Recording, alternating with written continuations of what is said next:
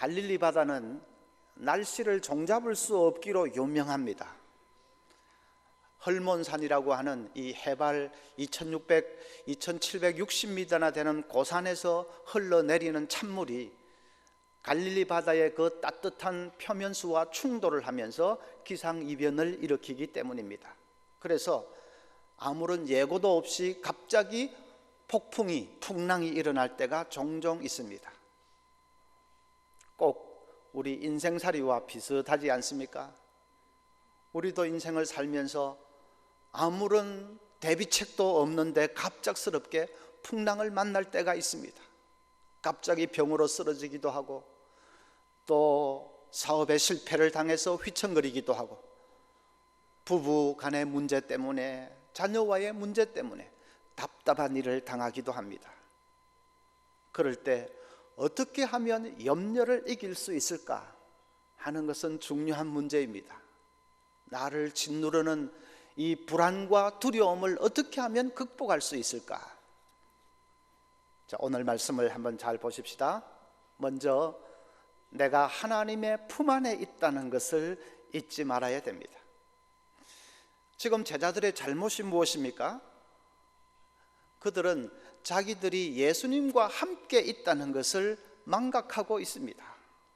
그들은 지금 예수님과 한 배를 타고 있지 않습니까?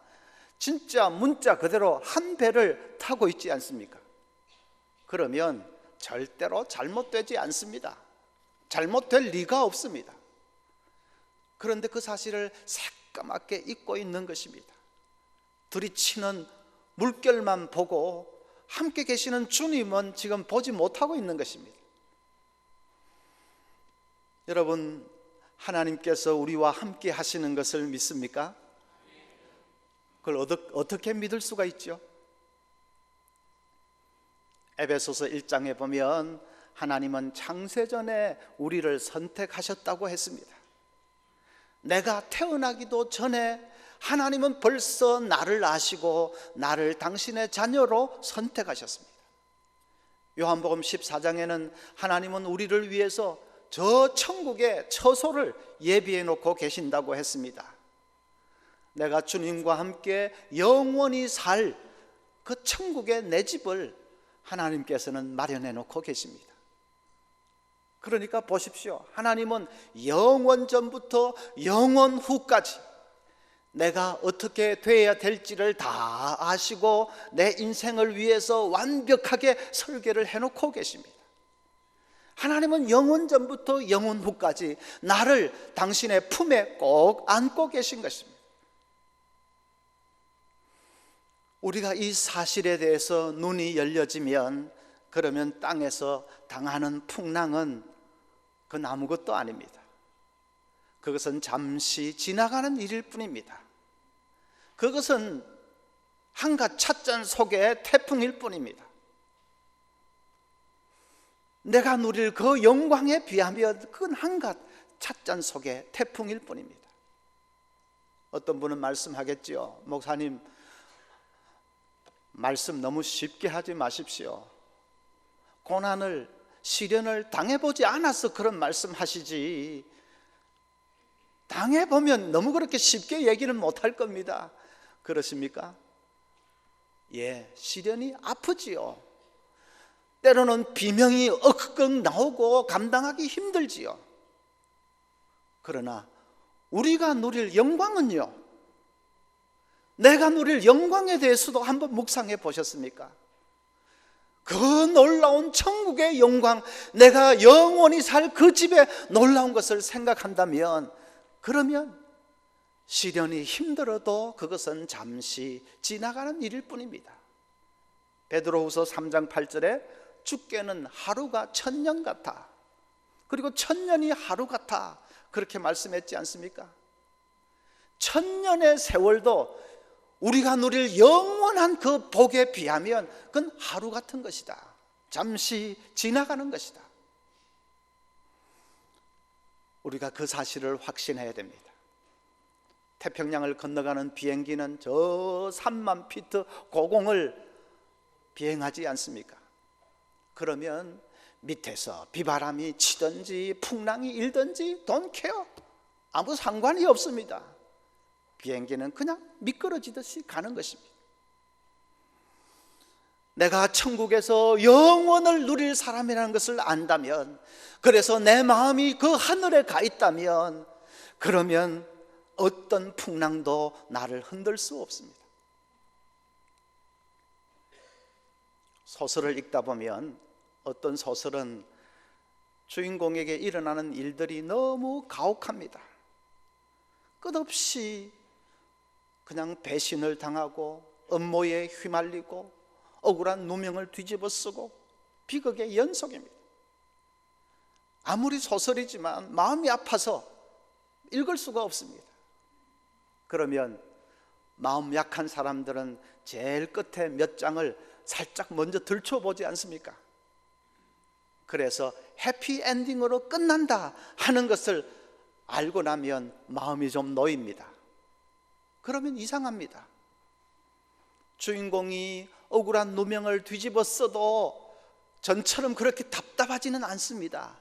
이것도 결국은 다 밝혀질 거야. 이것도 결국은 해피엔딩으로 다 연결이 될 거야. 그렇게 생각을 하니까 답답하지 않습니다. 도리어 이 억울한 누명이 어떻게 해서 풀릴까, 그것을 생각하면서 더 흥미진진해집니다. 끝을 알고 나니까 똑같은 사건인데도 그 사건을 보는 눈이 달라집니다. 결론을 아는 것이 그렇게 중요합니다. 여러분, 여러분의 삶의 마지막 최종 결론을 알고 계십니까? 내가 천국에 들어가서 주님과 함께 영생을 누린다는 그 결론을 알고 계십니까? 마지막에는 내가 이긴다는 것을 알고 계십니까? 그러면 어떤 일도 죽을 것 같이 그렇게 할 필요는 없지 않습니까? 어떤 시련이라도 그것으로 세상이 마치 끝나는 것 같이 그럴 필요는 없지 않습니까? 시련을 향해서 오히려 소리치십시오. 그래, 옳다면 와라, 소리치십시오. 그래, 덮치려면 나를 덮쳐봐라. 할 테면 해봐라. 그래도 마지막에는 내가 이긴다, 소리치십시오. 우리는 인생의 강론에 대해서는 다 알지 못합니다. 어떤 우여곡절이 있을런지, 내 삶에 어떤 어려움이 닥칠런지 세세한 강론은 알지 못합니다. 그러나 결론은 분명히 아는 사람들입니다. 마지막에는 상상도 못할 해피엔딩으로 끝나게 될 것입니다. 여러분, 그 사실을 자주 묵상하셔야 됩니다. 그것을 묵상하는 것이 아니라 염려를 자꾸 묵상하는 사람들이 있습니다. 어떤 분은 약한 우울증으로 시달리다가 소화불량을 얻었습니다. 세 군데 병원을 가보았지만은 다 소화불량이라고 했습니다. 그런데도 이 사람은 그게 아닐 거야, 다른 게 뭐가 있을 거야 하면서 막 인터넷을 뒤지더니 어디서 어설픈 정보를 얻었는지 자기가 위암이라고 결론을 내렸습니다. 급기야는 자기는 위암 말기로 암세포가 온몸에 퍼져 있다는 그런 택도 없는 과대망상 현상까지 보였습니다. 그래서 막 비관을 하는 것입니다. 심리학적으로는 그런 것을 포비아라고 합니다. 존재하지도 않는 사실을 가지고서 그걸 사실인 것으로 믿으면서 공포에 떠는 것입니다.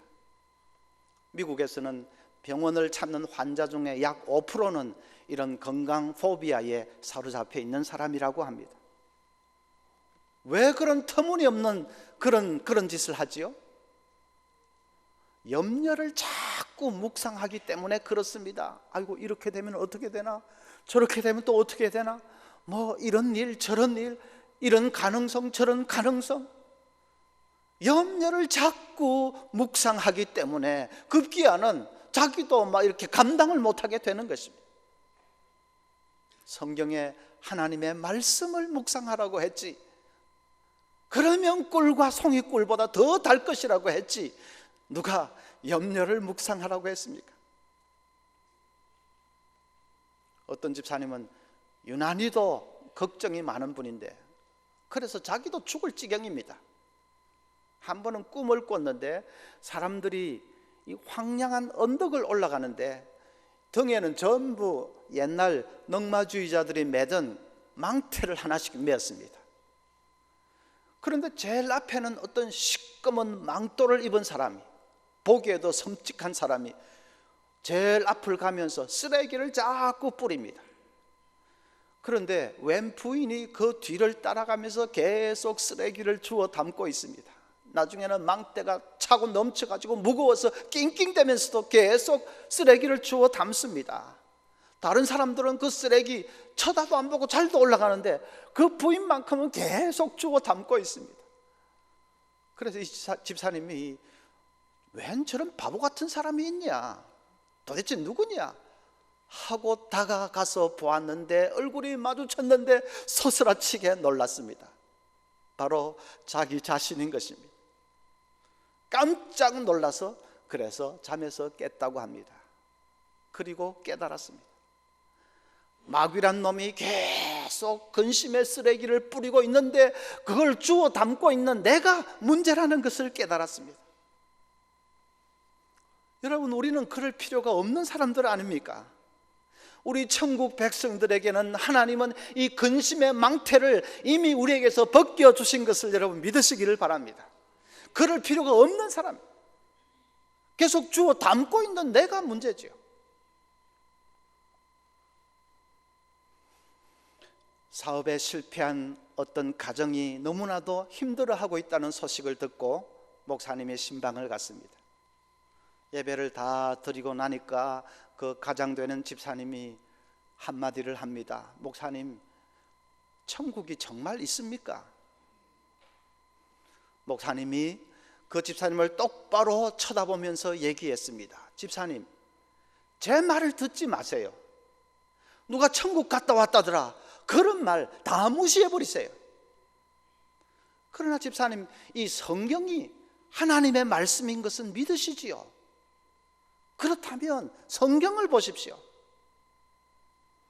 그리고는 하나님이 우리를 위해서 처소를 예비해 놓고 계신다는 요한복음 14장을 보여주었습니다. 이 땅의 장막이 무너지면 하늘에 하나님이 지으신 영원한 장막이 있다는 고린도후서 5장의 말씀도 보여주었습니다.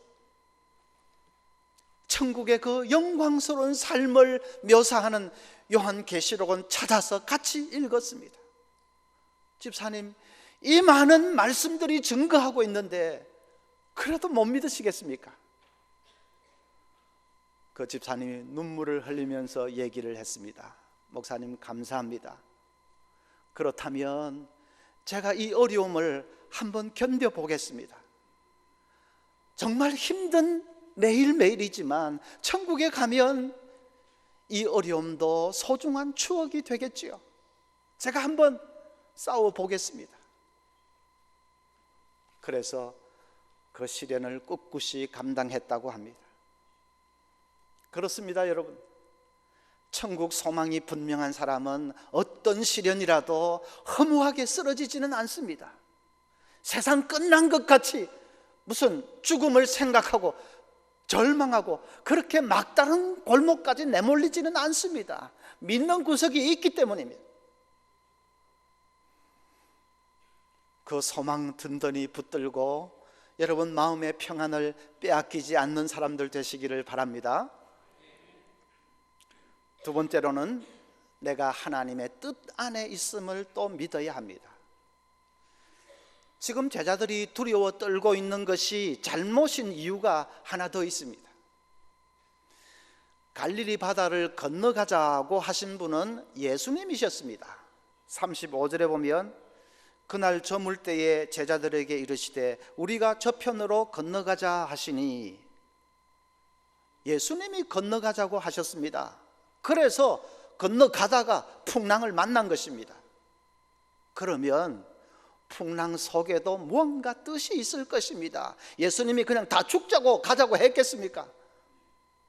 풍랑 속에 그 제자들이 알지 못하는 무언가 하나님의 뜻이 있을 것입니다. 그것을 생각했어야지요. 그 뜻이 무엇이었습니까? 41절에 보면 그들이 심히 두려워하여 서로 말하되 그가 누구이기에 바람과 바다도 순종하는가 하였더라. 제자들은 그 사건을 통해서 예수님에 대해서 새롭게 깨닫게 됐습니다.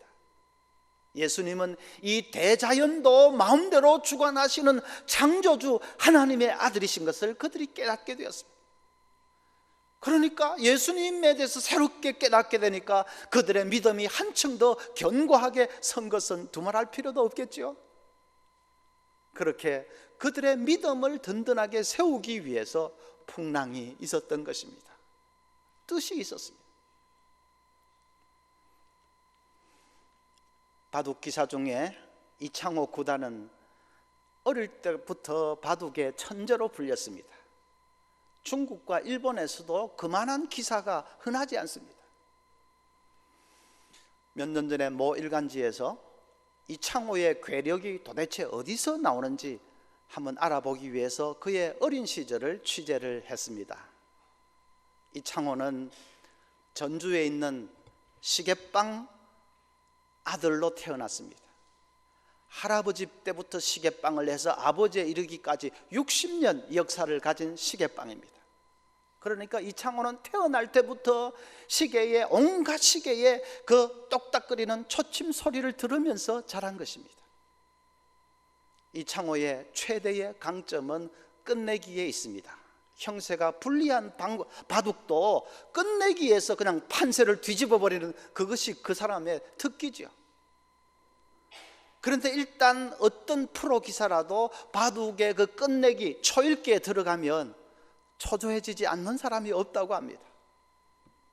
똑딱거리는 그 초침 소리를 들으면서 10번입니까? 할 때까지 한 수를 더 해야 되지요. 그 초침 소리 들으면서 마음의 평정을 유지하기가 쉽지가 않습니다. 그런데 이창호에게는 그것이 아무 문제가 되지 않습니다. 자기는 어머니 뱃속에서부터 시계의 똑딱거리는 초침 소리를 듣고 자란 것입니다. 그러니까 그 너무나도 익숙한 소리이기 때문에 아무리 초읽기에 들어가도 그는 평정심을 그대로 유지할 수가 있습니다. 그래서 그가 끝내기의 달인이 된 것은 그의 이런 어린 시절 자란 배경과 무관하지 않습니다. 아마 이창호가 자랄 때 친구들은 놀려댔을 것입니다. 시계빵 아들이라고, 시계빵 아들이라고, 이 시계쟁이 하면서 놀려대었을 것입니다. 그럴 때마다 아마 그는 우리 아빠는 좀 왜 회사 사장이 아닐까, 다른 아이들 아빠처럼 좀 뽀대나는 직업이 아닐까, 왜 할아버지 때부터 수십 년 저런 늘픈 수 없는 일을 하고 있을까, 그렇게 원망도 많이 했겠지요. 그런데 지금 보십시오. 그가 바둑의 천재가 된 것이 그렇게 자기의 그 어려웠던 환경과 결코 무관하지 않고 결국 그 환경이 그를 그렇게 만든 것 아닙니까? 존 버년의 말이 꼭 맞습니다. 철로역정의 저자 존 버년이 이렇게 말했습니다. 하나님은 덧셈을 할 때는 뺄셈을 하시고 뺄셈을 할 때는 덧셈을 하신다. 하나님의 계산법은 우리하고는 다르다는 것입니다. 이건 내 인생에 분명히 뺄셈이다 할 때에도 하나님은 덧셈이 되게 하실 수 있습니다. 나의 병 이거, 나의 실패 이건 내 인생에 분명히 마이너스야 하는데 지나놓고 보니까 그것이 플러스가 됩니다. 내가 당하고 있는 시련, 이 고통, 이건 분명히 내 인생을 망하게 하는 것이고 내 인생의 마이너스인 줄 알았는데 그러나 지나놓고 보니까 뜻밖에도 그것이 플러스가 되었습니다. 하나님이 그렇게 역사하십니다. 여러분, 풍랑 속에도 하나님의 뜻이 있음을 믿으시기를 바랍니다. 그 뜻이 10년 후에, 20년 후에 밝혀질 수도 있습니다. 그러나 지금 우리 이 시간에는 믿음으로 그럴 수 있다는 것을 붙들고 너무 낙심할 필요 없습니다. 세 번째는 염려를 이기는 길, 기도하는 것입니다. 기도. 빌립보서 4장 6절, 아무것도 염려하지 말고 오직 모든 일에 기도와 간구로 너희 구할 것을 감사함으로 하나님께 아뢰라. 그리하면 모든 지각에 뛰어난 하나님의 평강이 그리스도 예수 안에서 너희 마음과 생각을 지키시리라. 거기에 감사함으로 아뢰라 하는 말이 중요합니다. 지금 시련을 당했는데 어떻게 감사함으로 아뢰 수 있습니까? 내가 하나님의 품 속에 있다는 것을 믿는 사람은 감사함으로 아뢰 수 있습니다. 그리고 그것이 진짜 기도입니다. 전쟁터에서 포탄이 쏟아질 때에 기도하지 않는 사람 아무도 없을 겁니다. 살려주세요, 살려주세요 하고 다 기도하겠지요. 그러나 그것이 진짜 기도일까요? 포탄이 떨어질 때마다 살려주세요, 아이고 살려주세요. 그건 기도가 아니라 비명이지요. 포탄이 떨어지는 것을 보면서 지금 비명을 지르는 것입니다. 지금 하나님을 바라보는 것이 아니라 옆에 떨어지는 포탄을 바라보는 것입니다. 포탄이 멈추면 기도도 멈출 것입니다. 우리가 기도한다는 것이 그 비슷하게 될 경우가 있습니다. 문제를 바라보면서 벌벌 떨고 있습니다. 하나님을 바라보는 것이 아니라 문제를 바라보고 있습니다. 기도가 그런 식으로 문제를 바라보면서 떨면서 지르는 비명과 같이 그렇게 되어서는 안 됩니다. 감사함으로 아뢰 수 있어야 합니다. 영원 전부터 영원 후까지 나를 품속에 안고 계시는 하나님 감사합니다. 이 시련도 한가 찻잔 속에 태풍인 것을 보게 해 주옵소서. 졸지도 않으시고 주무시지도 않으시고 나를 지키시는 하나님 감사합니다. 지금 이 어려움 속에서도 하나님 지켜주실 것을 믿습니다. 시련이 변해서 복이 되게 하시는 하나님 감사합니다. 이 시련 속에도 하나님의 뜻이 있을 것을 믿습니다. 하나님을 신뢰하면서 감사함으로 아뢰는 것입니다. 그러면 주님께서는 놀라운 평강으로 우리 마음을 채워주십니다. 최경주 선수가 최근에 자서전을 펴냈습니다. 여러 가지 에피소드가 담겨 있는데 그 중에 이런 얘기가 있습니다. 1999년에 일본에서 기린 오픈이 열렸는데 그 경기는 그에게는 아주 굉장히 중요한 경기였다고 합니다. 미국 PGA에 갈 자격을 따느냐 마느냐 하는 중대한 경기였습니다. 마지막 퍼팅을 남겨두었는데 홀컵까지의 거리가 3m입니다. 그 못 넣으면 그것으로 모든 게 끝나는 겁니다. 손이 부들부들 떨리는데 그 순간에 하나님께 간절히 기도했다고 합니다. 짧은 순간 간절히 기도하고 눈을 떴는데 신기한 일이 일어났습니다.